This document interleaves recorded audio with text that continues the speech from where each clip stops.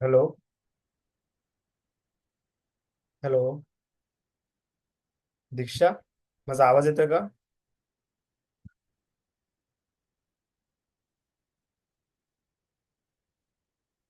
Hello.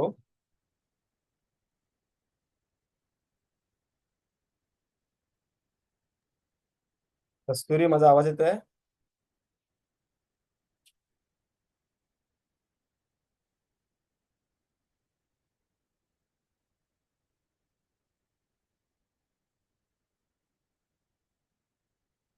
Hello.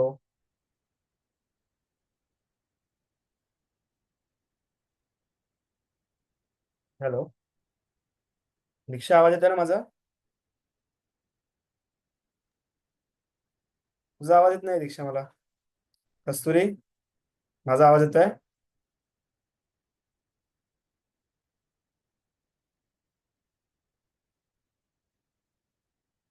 Nilesh,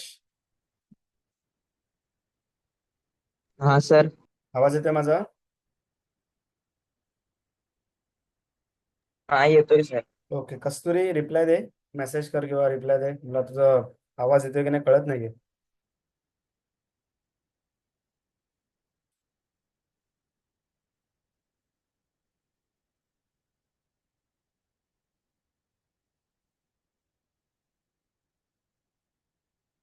आपण अजून 2-3 मिनिटं स्टार्ट करूया. जेवढे लोक जॉईन झाले त्यांच्यासोबत आपण स्टार्ट करूया. ठीक आहे.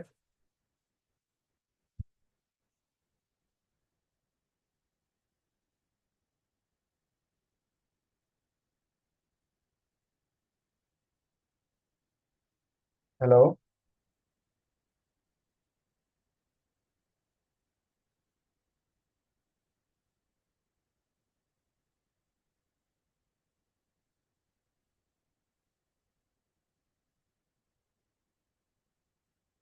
अजून काही जॉईन होत आहेत, ऍड होत आहेत. अजून 2-3 मिनिटं वाट बघून आपण स्टार्ट करूया डिस्कशनला.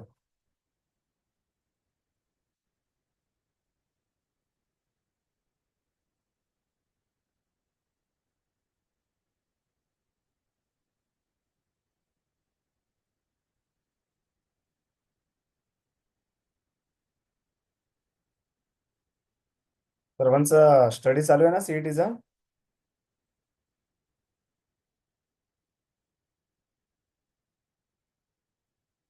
रिया, माझा आवाज येतोय का रिया? हॅलो.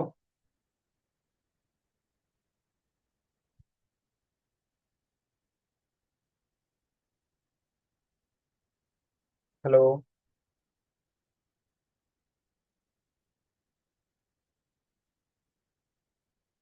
थोडा तुमचा आवाज, माझा आवाज पोहोचतोय की नाही तुमच्यापर्यंत हे कळल्याशिवाय थोडंसं डिफिकल्ट होईल, कारण तुम्हालाही मध्ये मध्ये थोडंसं जर डिस्कस करायचं असेल येतोय सर आवाज. तर बोलायला लागणार आहे. रिया, तुला येतोय का माझा आवाज? दीक्षा, तुला येतोय का?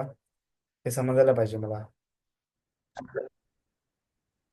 दीक्षा, दीक्षा तू अनम्यूट तर होते पण तुझा आवाज माझ्यापर्यंत नाही पोहोचत आहे. इयरफोन लावलाय का दीक्षा?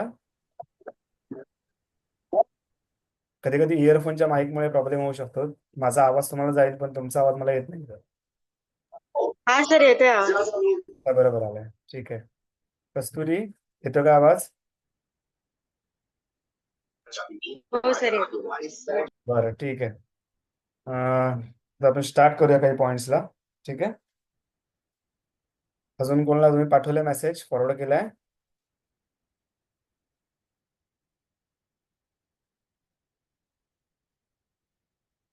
बरं, ठीक आहे. सगळ्यात पहिलं आपण दीक्षापासून सुरुवात करूया. ओके. दीक्षा, डेट समजली आहे का तुझ्या सीईटीच्या एक्झामची? एक्झामची डेट वगैरे नाही समजली अजून. नाही ना, म्हणजे अजून हॉल तिकीट नाही आलं ना? नाही नाही. बरं बरं, ठीक आहे, चालेल. म्हणजे आपण 19 तारीखच पकडून चालूया ना? तुम्ही पीसीएमबी देताय की पीसीएम देताय? पीसीएम. पीसीएम ना. कस्तुरी, तो कोणतं येते, पीसीएम की पीसीएमबी? कस्तुरी, पीसीएम की पीसीएमबी?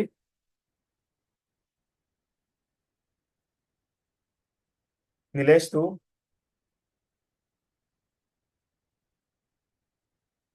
पीसीएम देतोय सर. पीसीएम म्हणजे 19 तारखेपर्यंतच ना अभ्यासाला वेळ आहे.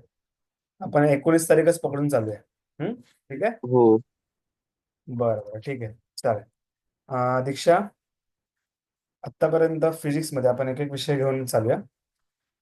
फिजिक्स मध्ये तुझे कोणते कोणते चॅप्टर एकदम व्यवस्थित झालेत आतापर्यंत सीईटी साठी? तर सीईटी साठी असं काय खास थोडं केलं नाही, फक्त मॅथ्सचं केलं कारण तो सब्जेक्ट मला आवडतो म्हणून मग मी तो चालू केलाय. पण बरं ठीक. फिजिक्सचा एवढा काय पता नाही. बरं बरं ठीक आहे. कस्तुरी, तुझं किती पण झालंय फिजिक्सचा? हॅलो कस्तुरी, आवाज पोचतोय का? हॅलो. बरं ठीक आहे. निलेश, तुझं त्या दिवशी तू बोललास की ऑलमोस्ट माझं फिजिक्स झालेलं आहे, फक्त मला प्रॅक्टिस करायची आहे तर बाकी आहे. तर तुझं आत्ता का आत्ता सध्या हा काय सर, रिव्हिजन करायची आहे. रिव्हिजन करावी लागणार आहे का तुला? आता मी हा सर, मी रिवाइज करायला चालू केलंय. झालेत माझे थर्मोडायनामिक, केटीजी, एसी सर्किट आणि बस एवढे चॅप्टर झालेत. बरं बरं ठीक आहे चालेल. कस्तुरी, तुला जर माझा आवाज येत असेल ना, तू मेसेज केलास तरी चालू शकतो. कळलं का? हॅलो. बरं ठीक आहे, काय हरकत नाही. आपण आता एक जनरल सगळ्यांचे डाऊट्स आहेत त्या हिशोबाने चर्चा करूया. म्हणजे ही जरी तुम्ही तिघं चौघत असलात तरी पण आपण ही व्हिडिओ रेकॉर्डिंग करतोय, झूम रेकॉर्ड होत आहे. ठीक आहे. तर रेकॉर्डिंग बाकीच्यांना पण उपयोगी पडेल, हा रेफरन्स धरूनच आपण एक चर्चा करूया आपण. ओके. तर सगळ्यात बेसिक गोष्ट म्हणजे तुम्हाला जर चांगल्या कॉलेजला ऍडमिशन पाहिजे असेल तर तुम्हाला किती पर्सेंटाईल हवे त्याची आयडिया आहे का? मी निलेशशी मला वाटतं यावर चर्चा केली होती थोडीशी, पण तरी आपण परत चर्चा करू की तुम्हाला जर चांगल्या कॉलेजमध्ये ऍडमिशन हवे असेल, सो कॉल्ड आपण जे मुंबईतले बोलतो, किंवा इन जनरल तुम्हाला चांगल्या कॉलेजच्या ऍडमिशनसाठी किती पर्सेंटाईलची गरज असते ह्याची काही तुम्हाला आयडिया आहे का? निलेश, त्याच्यामध्ये किती पर्सेंटाईल असायला पाहिजे? 98 to 99%. 98 to 99. बरं ठीक आहे. दीक्षा, तुला काय आयडिया आहे किती पर्सेंटाईल असायला पाहिजे? मी फक्त ते जे दोन टॉप कॉलेज होते ना, व्हीजेटीआय आणि सीओईपी, हा. त्यांचेच फक्त बघितले. तर त्याचं व्हीजेटीआयचं 99.4 होतं समथिंग आणि बरं ठीक आहे. सीओईपीचं 99.8 होती पर्सेंटेज. म्हणजे मागच्या वर्षीच ना? हा, बरं ठीक मागच्या वर्षी. आहे. रिया, आवाज येतोय बाळा माझा? Hello Riya, yes sir. हा माझा आवाज येतोय का? येस. बरं ठीक आहे. तुला किती पर्सेंटाईल हवेत किंवा पर्सेंटाईल किती मिळाले तर तुम्हाला चांगलं ऍडमिशन मिळेल चांगल्या कॉलेजला, त्याबद्दल तुला काय आयडिया आहे? किती पर्सेंटाईलची आवश्यकता असते आपल्याला? 98 ओके. पर्सेंटाईल. 98 99. बरं ठीक आहे. ओके, मग आता हे 98 पर्सेंटाईल मध्ये किंवा 99 आपण जे काय तुम्ही म्हणताय त्याप्रमाणे घेऊन चाललं तर तुम्हाला मग साधारणतः मार्कांच्या रेफरन्समध्ये किती मार्क पाडावे लागतील? निलेश, किती मार्क मिळावे लागतील अंदाजे 200 पैकी? 150 पर्यंत, 150 140 पर्यंत. बरं, व्हेरी गुड. दीक्षा, किती मार्क मिळावे लागतील तेव्हा तुम्हाला 98 99 जाईल? हा सर, सेम 150 पर्यंत. बरं बरं ठीक आहे. पण ते फिक्स असतात का ते मार्क? 150 मिळाले म्हणजे तुम्हाला 98 पर्सेंटाईल मिळेल असं काही फिक्स आहे का? तर ते शिफ्ट वाईज डिपेंड करतात. Shift easy wise hard depend shift. करतं. अजून कशावर डिपेंड करतं? अजून कशावर डिपेंड करतं? आयडिया आहे? अतुल पण जॉईन झालाय. नाही अतुल, सर. आवाज येतोय माझा? अतुल, ठीक आहे. त्याला जेव्हा जॉईन होईल तेव्हा तो आपण त्याला विचारूच. ठीक आहे, काय हरकत नाही. बरं, आता पहिली गोष्ट म्हणजे पर्सेंटेज आणि पर्सेंटाईल ह्याच्यामध्ये फरक आहे का? हो सर. पर्सेंटेज आणि पर्सेंटाईल मध्ये फरक आहे रिया?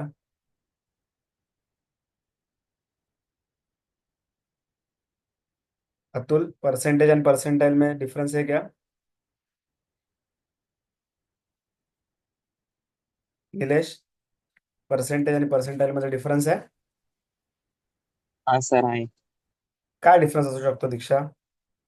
पर्सेंटाईल कसं काढतात आणि पर्सेंटेज कसे काढतात?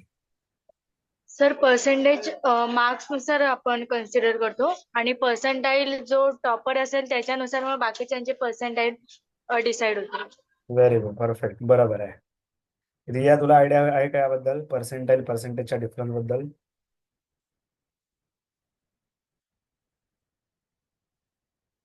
रिया, पर्सेंटाईल पर्सेंटेजच्या डिफरन्स बद्दल काय आयडिया आहे? कस्तुरी, तुला काय आयडिया आहे पर्सेंटाईल आणि पर्सेंटेज मध्ये काय डिफरन्स आहे त्याबद्दल? किंवा दीक्षाने आता जे आन्सर दिलं ते तुम्हाला बरोबर वाटतंय? निलेश? हो सर. बरं, ठीक आहे. आता सगळ्यात महत्वाचा मुद्दा दीक्षाने एकदम बरोबर आन्सर दिलाय की पर्सेंटेज जे ठरतात ना, तेव्हा आपले ओव्हरऑल किती मार्क मिळाले त्यानुसार ते सिक्वेन्स लावला जातो, त्याला आपण पर्सेंटेज म्हणतो. उदाहरणार्थ समजा तुम्हाला एखाद्या पेपरमध्ये 150 पैकी समजा तुम्हाला 140 मार्क मिळाले, तर पर्सेंटेज काढताना आपण काय करतो? 140/150 इंटू 100 करतो, बरोबर ना? पण पर्सेंटाईल हा मध्ये डिफरन्स असा असतो की तुमचे जे काही विद्यार्थी बसलेत ओव्हरऑल त्या परीक्षेला, ओव्हरऑल महाराष्ट्रातनं जे काही विद्यार्थी बसलेत, तर त्याच्यानुसार त्याच्यामध्ये सगळ्यात जास्त मार्क कोणाला आहे तर तुमचा कट ऑफ ठरला जातो. ठीक आहे, कट ऑफ म्हणजे हायएस्ट मार्क ठरले जातात. मग त्या हायएस्ट मार्कानुसार तुम्ही कुठल्या रँकला आहात त्याला तुमचं पर्सेंटाईल मानलं जातं. एक्झाम्पल द्यायचं झालं तर, ओके, एक्झाम्पल घ्यायचं झालं तर समजा एखाद्याला समजा 95 पर्सेंटाईल आहेत एखाद्याला, एक्झाम्पल सांगतो मी. बघा, काही गोष्टी डिस्कस करून मग आपण स्टडीबद्दल डिस्कस करणारच आहे. मेन मीटिंग आपली तुमच्या स्टडीमध्ये येणाऱ्या डिफिकल्टीज वरच आहे. ठीक आहे, पण थोडं एक बॅकग्राऊंड तुम्हाला माहिती असायला पाहिजे, त्यामुळे मी थोडं डिस्कस त्याबद्दल करतोय.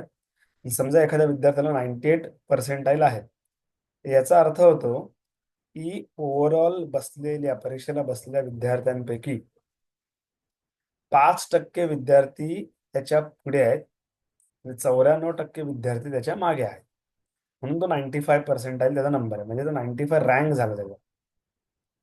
याचा अर्थ त्याला 95 पर्सेंटेज असं होत नाही. बघा, आता दीक्षाला आयडिया आहे, निलेशला आयडिया, पण बाकीच्यांना आयडिया असेल नसेल तर मी त्या हिशोबाने सांगतोय, कारण आता तुम्ही जरी प्रेझेंट असलं तरी बाकीचे नंतर रेकॉर्डिंग ऐकत असतील.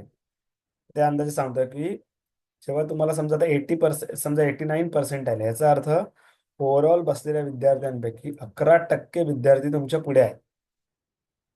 मग जर विद्यार्थ्यांची अप्पी होण्याची संख्या वाढत गेली, काही लाखात गेली, तर जरी तुम्हाला 98% मिळाले आणि 2% विद्यार्थी तुमच्या रँकच्या पुढे असले, तरी समजा आपण 10 लाख म्हटलं तर 10 लाखाचं 2%, ती संख्या पण खूप मोठी होते. तेवढे विद्यार्थी तुमच्या पुढे असतात. इथं लक्षात. त्यामुळे एखाद्याला काय, बऱ्याच लोकांचा असा एक गैरसमज असतो, म्हणजे फिजिक्समध्ये मला 95 पर्सेंटाईल मिळाले, त्याला 95 पर्सेंटेज वाटतात, ते तसं नसतं. 95 पर्सेंटाईल वाल्याचे पण मार्क खूप कमी असतात, हे लक्षात घ्या. एक्झाम्पल समजा 160 तुम्ही म्हणताय, त्याप्रमाणे 160 नंबरला, एक मिनिट हा, इथे काहीतरी मीटिंग मध्ये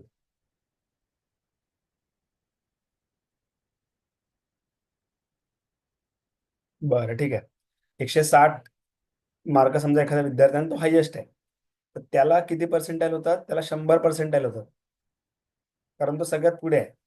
म्हणजे त्याच्या पुढे कोणच नाही, म्हणून त्याला 100% पर्सेंटाईल होतात. अर्थ कळतोय? अशा प्रकारे पर्सेंटाईल हो सर. आणि पर्सेंटेज मधला डिफरन्स नेहमी डोक्यात ठेवा. पण त्यातल्या त्यात जेव्हा तुम्हाला 98, 99 पर्सेंटाईल मिळतात, जरी किती विद्यार्थी तुमच्या पुढे असतील, 2%, 1%, तरी पण त्यातल्या त्यात ते मार्क चांगले मानले जातात. आणि सध्याच्या आता ह्या 2-3 वर्षामध्ये जे काही मार्कांचा आपण सिनारिओ बघितला, त्याच्यानुसार 140 पर्यंत, 140 मार्कच्या पुढे जाणं खूप मोठं चॅलेंज असतं, लक्षात घ्या. म्हणजे तुम्हाला जे मार्क ठेवायचे तुमचे 130 ते 150 पर्यंत जरी ठेवले तरी तुम्हाला ते 98% पर्यंत घेऊन जाणार. ठीक आहे. त्यामुळे तुम्ही त्या विषयानुसारच विचार करा की मला 160 किंवा 190 180, हे तर एकदम 190 180 तर एकदम इम्पॉसिबल आहे, पण आतापर्यंत तसं कोणालाच नाहीये. ओके. तर तुमचा रेंज हा 120 130 ते 150 असायला पाहिजे जर तुम्हाला चांगल्या कॉलेजमध्ये ऍडमिशन घ्यायचं असेल तर. आपण समजा ॲव्हरेज 130 पकडू. 130 म्हटल्यावर मग त्याच्यामध्ये परत 3 सब्जेक्ट आले. मॅथ्स आला, फिजिक्स आला, केमिस्ट्री आला. ओके. आता मॅथ्स तुमचा दुप्पट आहे ह्याच्यामध्ये. म्हणजे फिजिक्स केमिस्ट्रीला 50-50 क्वेश्चन आहेत, बरोबर. आणि मॅथ्सला पण तेवढेच क्वेश्चन आहे, पण मार्क त्याला दुप्पट आहेत ना, बरोबर. मग त्यानुसार तुम्हाला मग मॅथ्सला किती मिळवायचे, फिजिक्सला किती मिळवायचे, केमिस्ट्रीला किती मिळवायचे, याचं एक थोडंसं गणित तुम्ही करून ठेवायचं. ठीक आहे.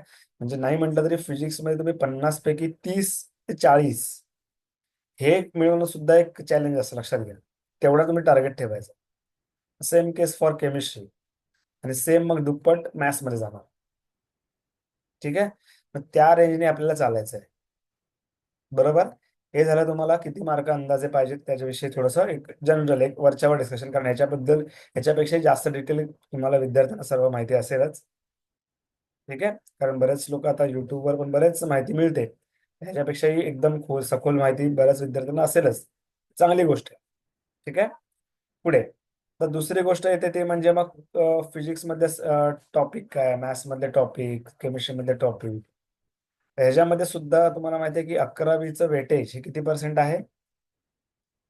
कोण सांगेल 11वीचं वेटेज किती पर्सेंट आहे? अतुल, 11वीचं वेटेज किती पर्सेंट ठेवलंय गव्हर्नमेंटने? निलेश, किती पर्सेंट ठेवलं 11वीचं वेटेज? काय आयडिया आहे? सर 20% वेटेज आहे. Very good. 20% वेटेज. आता हे पर्सेंटेज मध्ये, लक्षात घ्या, हे पर्सेंटाईल मध्ये नाहीये. 20% वेटेज आहे. म्हणजे जर तुमचा 100 मार्काचा पेपर असेल तर 20 मार्क हे तुमच्या 11वीचे असणार. पण समजा फिजिक्स म्हटलं तर फिजिक्सचा किती मार्काचा पेपर आहे ऍक्च्युली? 50 मार्काचा. म्हणजे तुम्हाला 11वीचा किती मार्काचा येणार आहे? 10 मार्काचा येणार, बरोबर. 10 मार्क. उरलेले 40 मार्क हे तुमच्या 12वीचे असणार. सेम केमिस्ट्रीसाठी पडतं आणि दुपटीने सेम मॅथ्ससाठी पडतं.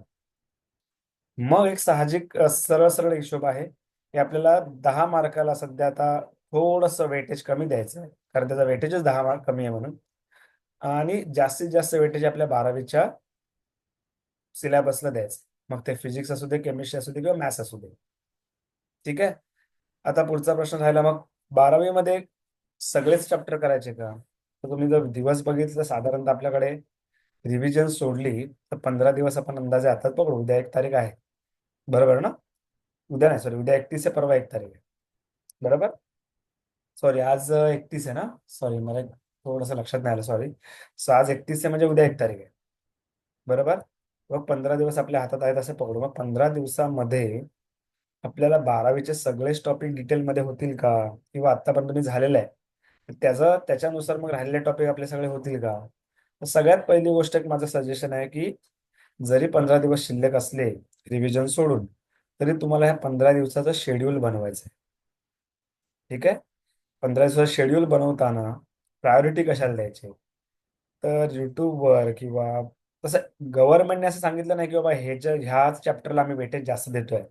पण आतापर्यंत झालेले पेपर बघता, युट्यूबवरचे बऱ्याच लोकांनी अनालिसिस केलेलं आहे, तर पेपर बघता काही चॅप्टरचे इम्पॉर्टन्स काढले गेलेत. मग ते फिजिक्स असू दे, केमिस्ट्री असू दे किंवा मॅथ्स असू दे.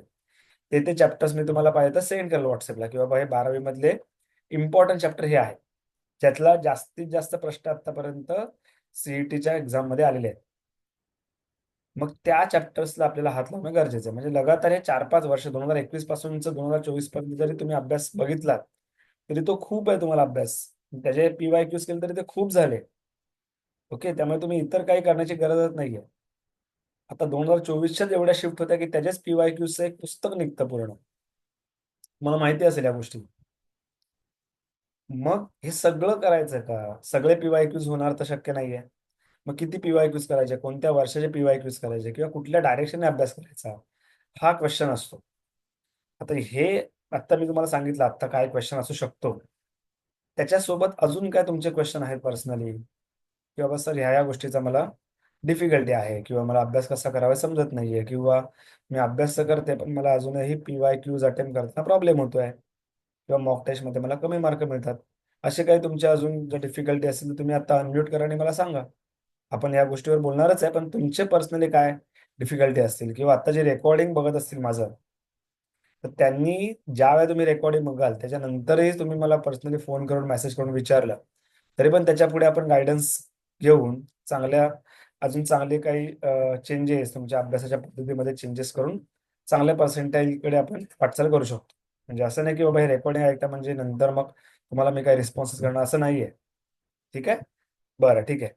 मग आता निलेश, तुझे काय काय डिफिकल्टीज आहेत आतापर्यंत? तुझा जो अभ्यास झाला, आता आज तारीख जवळजवळ 31 आहे, म्हणजे आता राहिलेत 15 दिवस रिव्हिजन सोडून, किंवा रिव्हिजन पकडून सुद्धा आपण एक ॲव्हरेज 15 दिवस पकडू. तुझे डिफिकल्टी अभ्यासात येणाऱ्या कोणत्या कोणत्या तुला आतापर्यंत समोर आलेल्या आहेत? बघायला मॉक टेस्ट मध्ये म्हणजे मार्क येत नाही आणि मॉक टेस्ट मध्ये बसता येत नाही जास्त वेळ. मॉक टेस्ट मध्ये मार्क येत नाही, अजून काय बोलला तू पुढे? मॉक टेस्ट मध्ये म्हणजे कन्सिस्टन्सी म्हणजे बसता येत नाही असं जास्त वेळ. बसता येत नाही याचा अर्थ म्हणजे तू अटेम्प्ट डिफिकल्ट करत नाही का पेपर?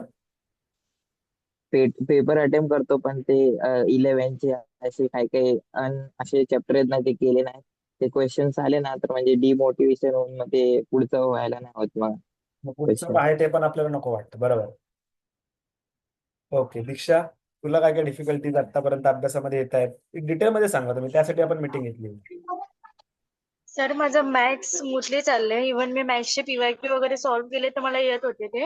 Very good. आणि केमिस्ट्रीचं पण ते फक्त लर्निंग करायचंय. तर मला टेन्शन फक्त फिजिक्स आले. म्हणजे फिजिक्स अजून स्टार्ट पण नाही केले. बरं. पण तरी मला त्याचं टेन्शन आल्यामुळे स्टार्टच व्हायला होतं. बरं, ठीक आहे. अतुल, तुला कोणत्या कोणत्या डिफिकल्टीज येत आहेत?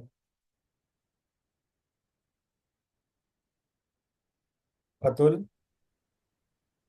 सर वो टाइम मैनेजमेंट नहीं हो रहा है, मतलब किसी एक क्वेश्चन पर ही ज्यादा टाइम जा रहा है तो किसी पर कम जा रहा है। मतलब टाइम पर पेपर सॉल्व नहीं हो रहा है कुछ, मतलब ऐसा है कि वो रह जाता है लास्ट को। ओके ओके, ठीक है, मतलब बहुत सारा क्वेश्चंस छोड़ना पड़ता है, ऐसे होता है ना?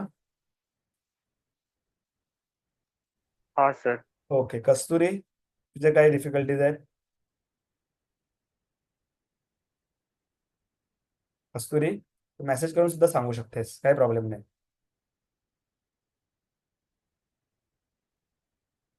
बरं, ठीक आहे. आपण अंदाज घेऊन एक थोड्या डिफिकल्टीचा अंदाज घेतलेलाच आहे ऑलरेडी. तरी तुम्हाला मी डिटेल मुद्दा म्हणून विचारलं काय काय डिफिकल्टीज आहेत त्या. ठीक आहे. तर यश सुद्धा आता जॉईन झालेला आहे. तर यशला पण आपण विचारू काय काय डिफिकल्टीज आहेत. यश, आवाज येतोय माझा?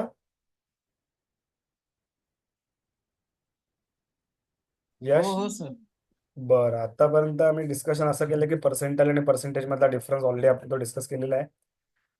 त्याच्यानंतर मग किती मार्क मिळवायला पाहिजे साधारणतः 98 पर्सेंटाईलसाठी. ओके, ते एक साधारणतः आपण डिस्कस केलंय. ठीक आहे.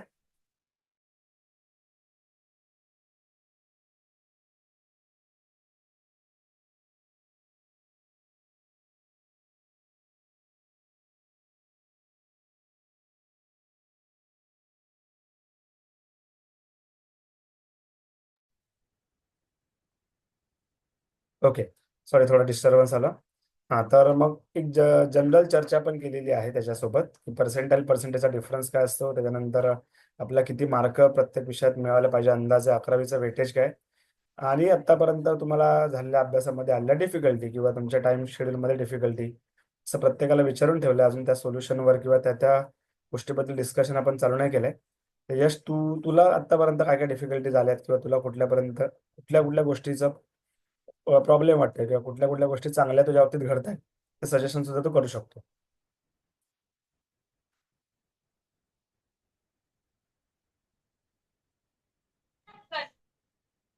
यश, बोल, तू काय हरकत नाही.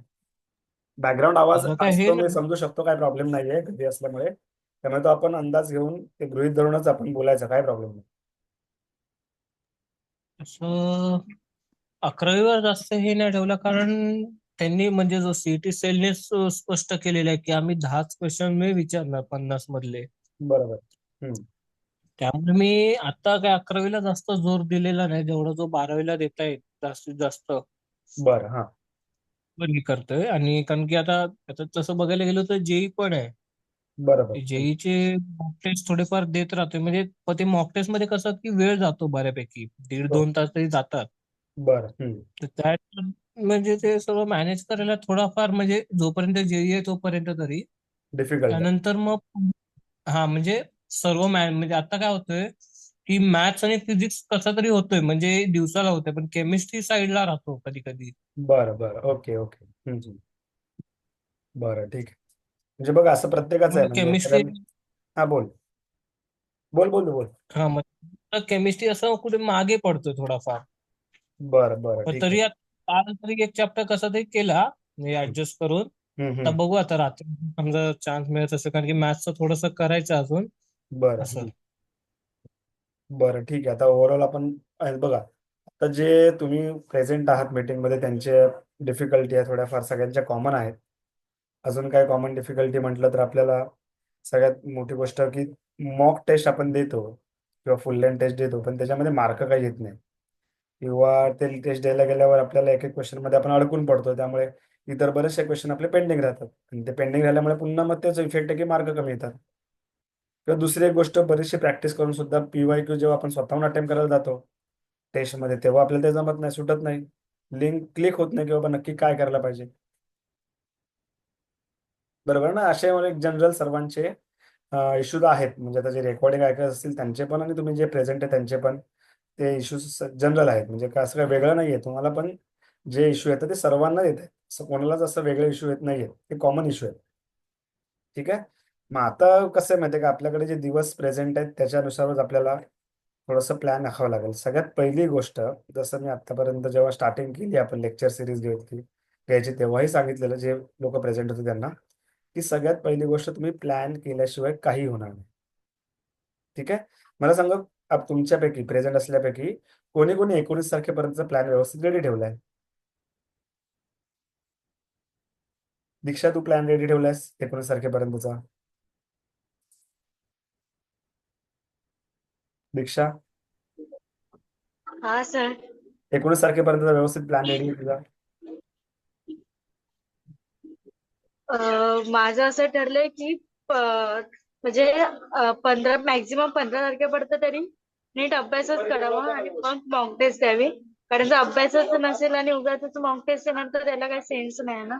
मग जर अभ्यास तर नीट होऊ दे, मग मॉक टेस्ट द्यावं. बरं बरं ठीक आहे. माझा तू 15 तारखेपर्यंत जो अभ्यास करणार आहेस त्याचा प्लॅन ठरलाय का पण तुझा? अभ्यास करणं हे फक्त बोलणं झालं, त्याचा ऑन पेपर काय प्लॅन आहे का? हा सर, म्हणजे ऑन पेपर प्लॅन आहे तुझा, बाबा ह्या दिवशी मी हा चॅप्टर करणार आहे, ह्या दिवसात म्हणजे एवढ्या तासामध्ये हाच विषय करणार आहे, असं काही ऑनलाईन ऑन पेपर प्लॅन आहे का तुझा? चॅप्टर असे ठरवले नाही, पण प्रत्येक सब्जेक्ट 2-2 चॅप्टर आहेत. आणि मॅथ्स माझं कसं होतं लवकर, कारण मी ऑनेस्टली सांगायचं झालं तर 11वी-12वी फक्त मॅथ्सच खूप केलंय. बाकीचे सब्जेक्ट एवढे मी केले नाही, तर मॅथ्सची मला एवढी प्रॅक्टिस आहे की ते माझं होतं.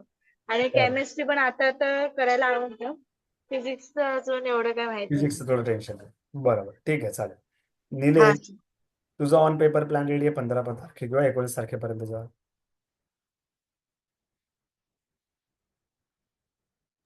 नाही सर, नाही रेडी. रेडी नाही? बरं ठीक आहे. अतुल, तुझा काही प्लॅन रेडी आहे?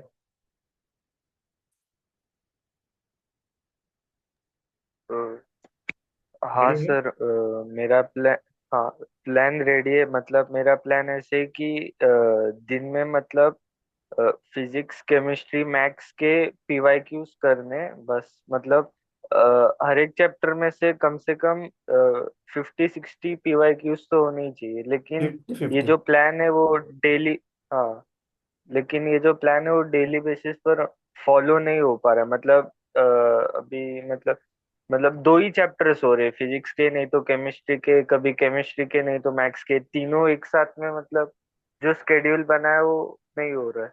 ओके ठीक आहे. कस्तुरी, तुझा काही प्लॅन?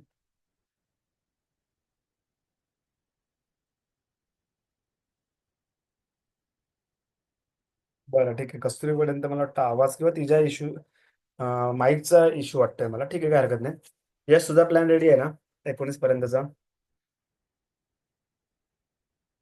मी असं आता काय ठरवलंय की 7 पर्यंत आहे ना, 7 तारखेपर्यंत, 6 तारीख असं हम्म. एक बनवलंय, आणि त्यानंतर 19 पर्यंत जे बनवता येईल तसं मी करेन.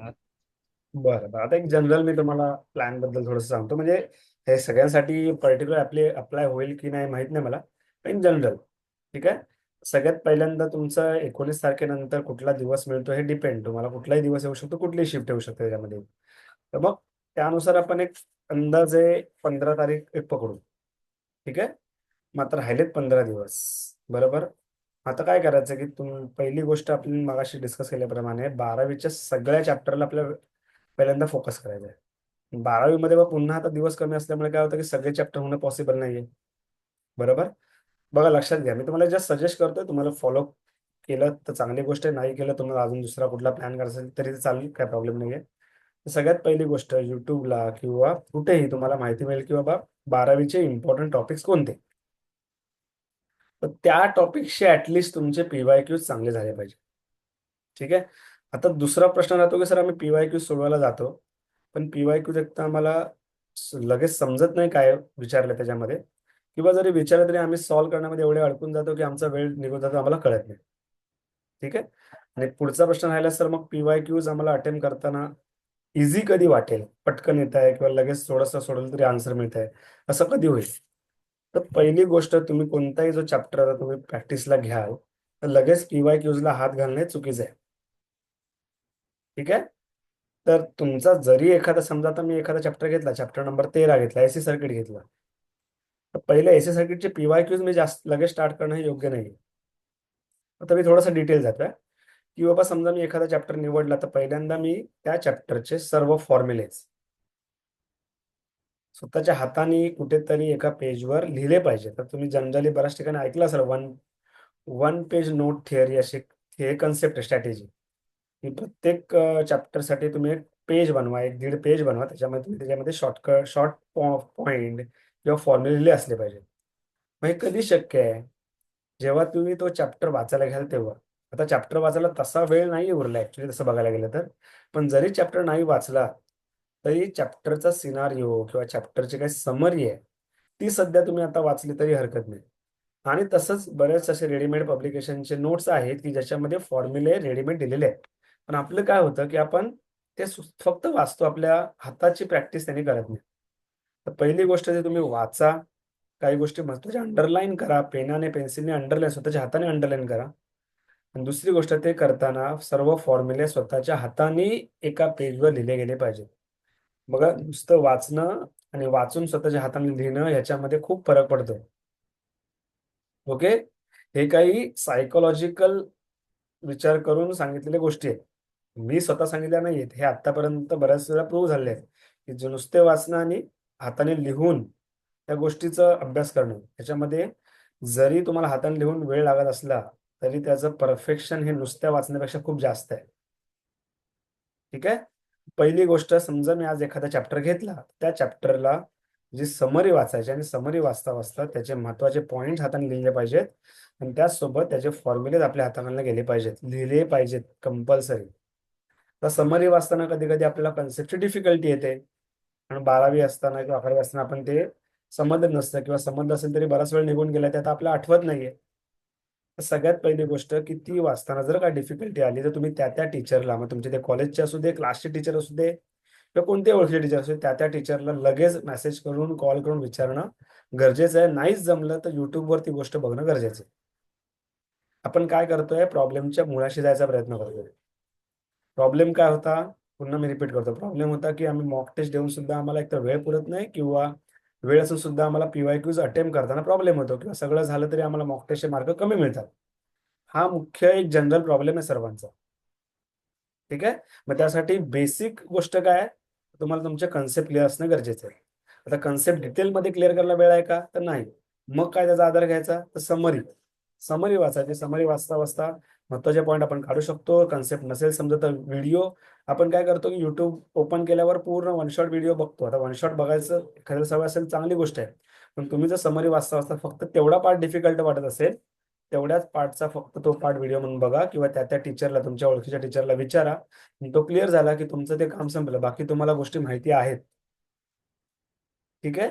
म्हणजे हा सेल्फ स्टडीचा पार्ट आहे. सेल्फ स्टडी केल्याशिवाय तुम्हाला PYQs इझी जाणार नाही. तुम्ही कितीही PYQs अटेम्प्ट करताना व्हिडिओ बघितले किंवा कोणाचे लेक्चर अटेम्प्ट केले, त्यावेळेला तुम्हाला समजेल, पण जोपर्यंत जेव्हा तुम्ही मॉक टेस्ट द्यायला जाल तेव्हा तुम्हाला तो पुन्हा इश्यू उद्भवेल. ठीक आहे. त्यासाठी मी सांगितल्याप्रमाणे परत रिपीट करतोय. म्हणजे माझं सजेशन आहे की पहिल्यांदा तुम्ही कन्सेप्ट क्लिअर करण्यासाठी एखादा चॅप्टर घेतला तर त्या चॅप्टरचं वेळ असेल तर तुम्हाला पूर्ण चॅप्टर वाचा टेक्स्टबुक घेऊन, किंवा आता समरी घ्या, महत्वाचे पॉइंट्स वाचा, आणि ते करताना फॉर्म्युले लिहून काढा, महत्वाचे पॉइंट लिहून काढा स्वतःच्या हाताने. ओके. हा पहिला पार्ट झाला. दुसरा पार्ट, समजा मी आता समरी वाचली, फॉर्म्युले लिहून झाले माझे, आता मला कन्सेप्ट पण क्लिअर आहे चॅप्टरच्या, काही प्रॉब्लेम नाही. मग आता मी काय करायचं, तर दुसरी गोष्ट, तुम्ही त्याचे PYQ सोडवायला घ्यायचे. मग आता PYQ सगळे सोडवायचे का सर? तर नाही, सगळे सोडवायचे नाही. त्यासाठी तुम्हाला टाइम बाउंड ठेवायचा. अतुल, तुझं काय झालं? तुझं नेमकं उलट झालं अतुल. तू काय केलंय, PYQ चे नंबर फिक्स केले 50 आणि टाइम फिक्स नाही केलास. बरोबर. बऱ्याच लोकांचं आता असू शकतं, आता जे कोण रेकॉर्डिंग बघताय त्यांनी सर्वांनी आपापली केस काय ती जरा बघून घ्यायची. ओके.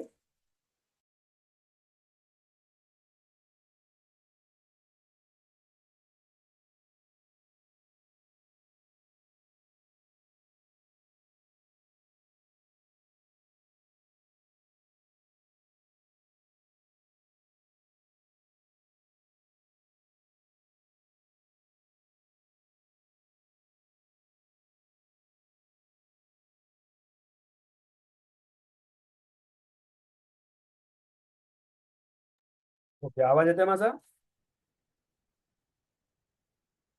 हो सर, येतोय. बरं, मीटिंग समजा एंड झाली ना, तर परत एक आपण पुन्हा मीटिंग घेऊ. ती काय मीटिंग पूर्ण 40 मिनिटं नाही चालणार, पुढच्या 10-15 मिनिटात ते संपून जाईल. पण समजा मीटिंग एंड झाली तर मी पुन्हा एक लिंक पाठवेल, ते प्लीज जॉईन व्हा. ठीक आहे. ओके. बरं.